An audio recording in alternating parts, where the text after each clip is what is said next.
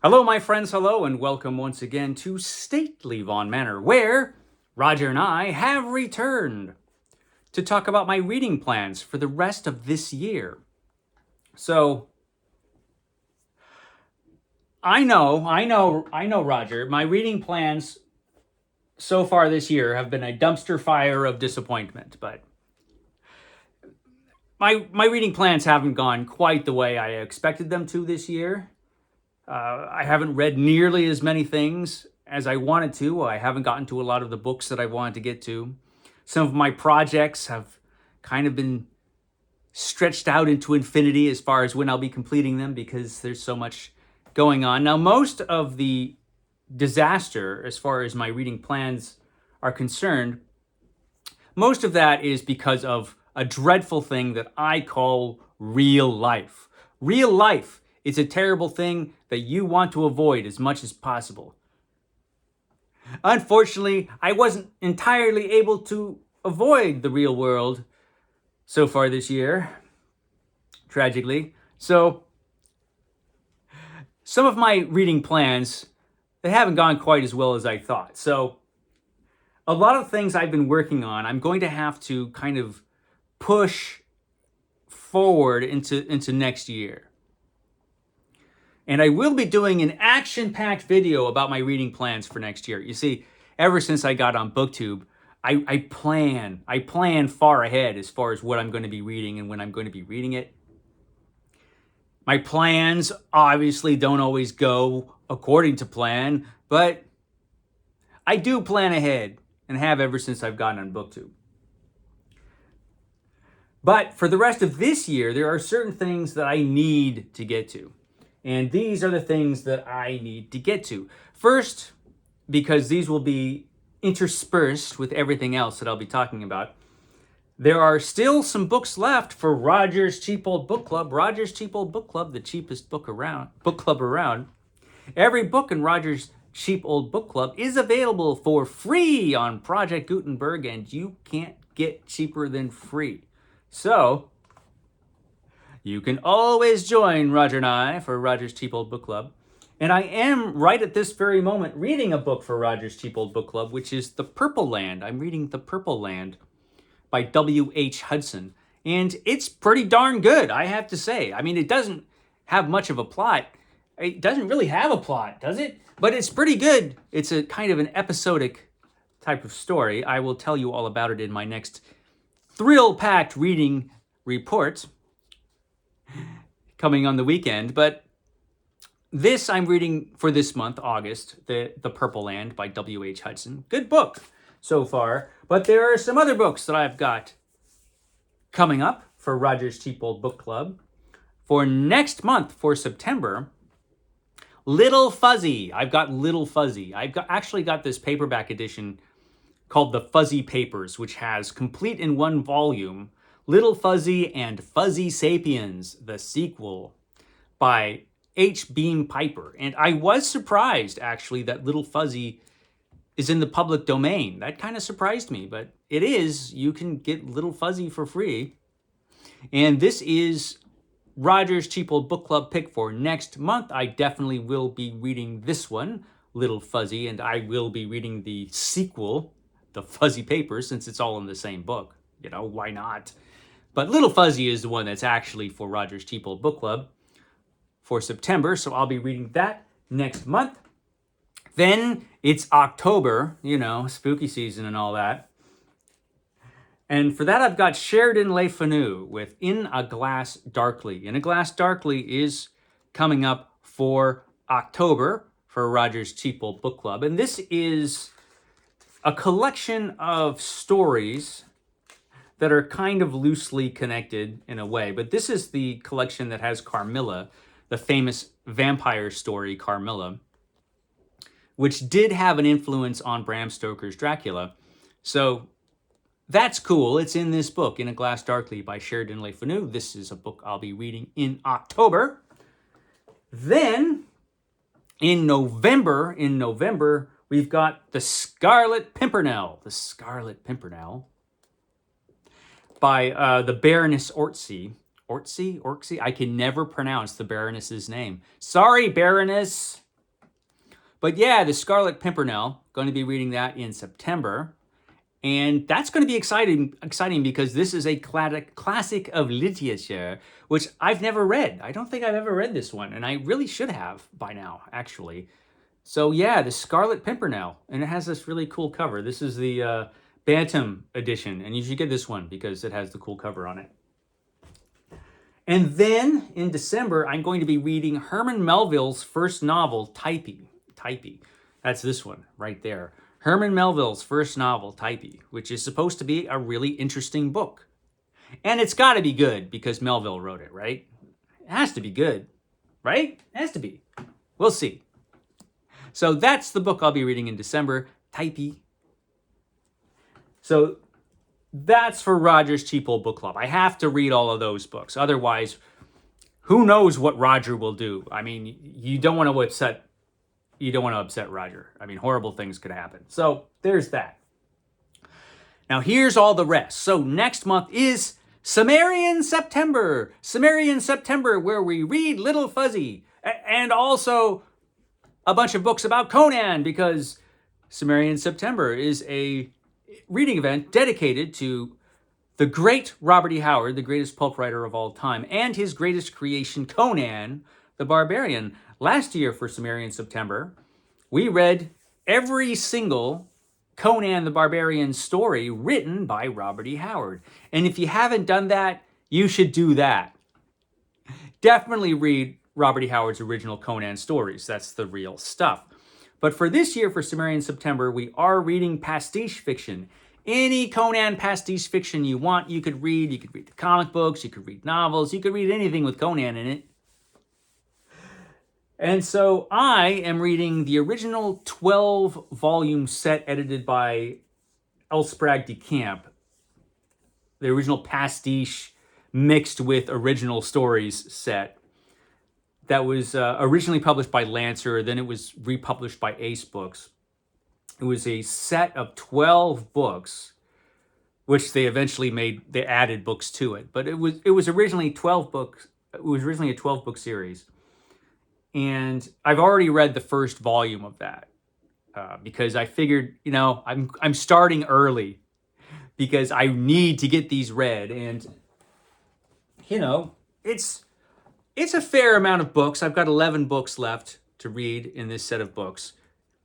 And, you never know what's going to happen with that dreadful thing called real life. It's really messed me up the last couple months. So I definitely want to get all of these read, plus Little Fuzzy. So yeah, I'm starting early. And I'll be moving right on to this. The next book in the set, Conan of Cimmeria. As soon as I'm done with this book, I'll be moving on to this book. So that is September. And then we've got October, the spooky season. Now, I'm going to be reading more vampire stuff. I'm going to be reading the big one, Vonnie the Vampire. So Vonnie the Vampire returns to this ridiculous channel in October. I am going to read all of Varney somehow, some way. I'm going to make it happen. Now, I attempted to read Varney once before, but I did not finish. I learned something about myself when I attempted to read Varney the first time. I learned that I am completely incapable of reading more than one book at once. I could read one book and then one graphic novel. For some reason, I could separate comics and other books, and I could read those at the same time. But as far as prose fiction or prose anything, I can't read more than one book at a time. One book always gets left behind. And because Varney was so damn long, that got left behind. But I'm going to read all of it from start to finish. In October, I've got the 2-volume set from Dover. This is the Dover set, which, it doesn't look so good until you look at the minuscule print. It's a good thing it's a good thing I have good glasses. But it's also full of these really cool illustrations. Vonnie the Vampire, of course, was a Penny Dreadful. It was kind of the Penny Dreadful. It is the most famous Penny Dreadful around. And most people haven't read it because it's so gigantic. And it's the writing is just, let's say, deep purple. It's a lot of purple prose in this thing. It's entertaining, I can tell you that. And so I am going to have a good time reading this. It's just going to be a challenge. So I'm reading that in October. And then we've got November. And in November, what have I got going on in November? I don't think I have any major plans in November. I might be finishing this. That might be my major plan. So other than Roger's Teeple Book Club and finishing this, I don't think I have any major plans for November. So I might be able to squeeze in some other stuff. Maybe. We'll see. No guarantees. But in December, I do have something coming up. And that is December in Dunwich, where I will be reading all of H.P. Lovecraft's fiction. All of the fiction that H.P. Lovecraft wrote, the complete fiction, that does not include his revisions. Although I might read those too. I mean, you never know. So far, I'm planning on reading this set of books. This is the set of books. This is the Verorum edition. I can never pronounce Verorum. Verorum edition. And this is from Hippocampus Press. 3 volumes, really nice 3-volume hardcover set of H.P. Lovecraft's complete fiction, and these volumes have the corrected text that have been worked on by great scholar S.T. Joshi. So these have the preferred text. You want the S.T. Joshi corrected texts, because the textual history of Lovecraft is kind of a mess as far as errors and editorial revisions and things. These return the texts to what H.P. Lovecraft intended them to be. And I've got 3 volumes. It's a 3-volume set.